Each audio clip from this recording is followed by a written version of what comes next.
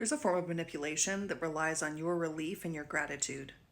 The other person makes you feel so worried that something's going to go wrong, something that you're going to lose, something that has gone broken, something that you are not going to be able to be included in anymore. One of these that only they have the authority to fix. And when they do fix it for you, you are meant to feel in such a position of powerlessness that when they do fix it, you feel relieved, you feel grateful, you want to give them a pat on the back, you want to throw them a hero's parade when they were the one who put you in that position in the first place.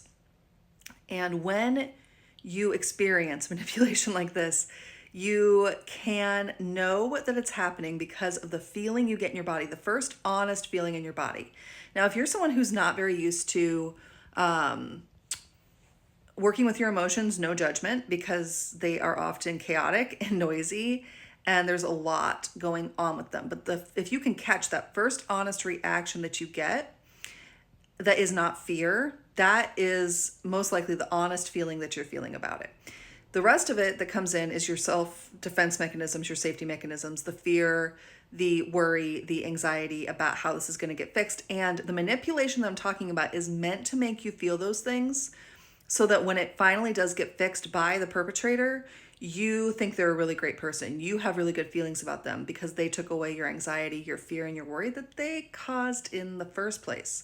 So I'm going to give you an example about this that happened to me recently, and I'll try to keep my own example short because I still have emotions about it. I'm human.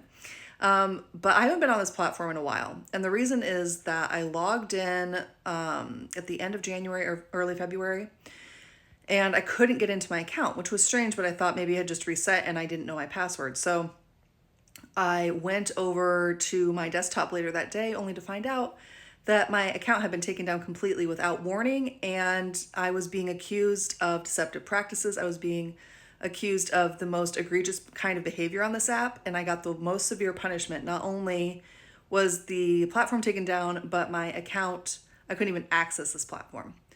That is hilarious and ironic. If you follow me, if this is not your first time watching me, if it is, hi, I'm Bailey. But if this is not your first time watching me, you know that I expose deception. I expose manipulation. That's what we're doing here right now.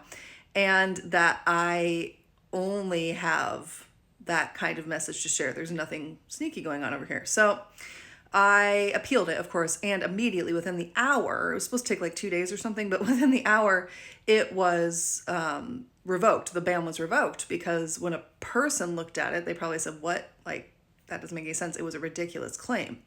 But see, I was guilty until proven innocent. And I had to prove my innocence. I had to write a whole appeal, and it's just like a form field where you just have to type in, please, why you're not, please, I'm not a criminal, kind of thing. It's really very icky feeling. And the first honest feeling I had about it, before the fear and the worry and the anxiety about losing my platform set in, was anger. And that anger is justified because I didn't do anything wrong. In fact, I'm trying to do good, right? And I was misperceived either by a robot or some kind of automation.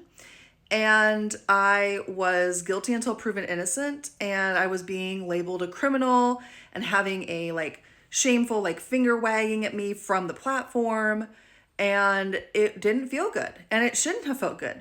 If you can, when this kind of thing happens, the way to notice it is the first honest feeling you have in your body. If you can catch it, and sometimes it takes practice to catch that feeling, but if you can catch that feeling and trust it, then oftentimes the manipulation has a harder time working on you. And so that felt like anger in my body and kind of like a, what's the feeling we might call like an injustice, right? I'm like, that's not right, And then the worry immediately set in and the anxiety and shame and guilt. I'm like, well, what if I did do something wrong? Of course I didn't. Because it's meant to make you feel that way. The manipulation is meant to make you feel that way. So as far as that part of my experience goes, there is a certain control factor there, and it's set up to supposedly protect those of us who are on this platform. Okay, kind of understand that. It is still manipulation. Don't love that. But what really showed the manipulative hand is when they emailed me to let me know that my account had been reinstated. So the email they sent me to let me know that my account had been removed was bad enough because it made me guilty without, evidence. And the only way to confront my accuser was to type, my plea for mercy into a field, which felt deeply icky.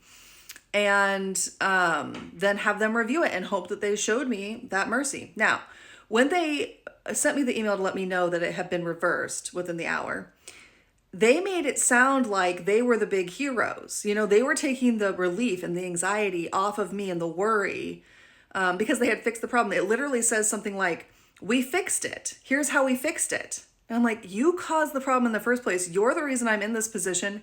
You're the reason that I had to go through this. And do you want me to applaud for you? Do you want me to see you as the big hero for fixing the problem that you caused?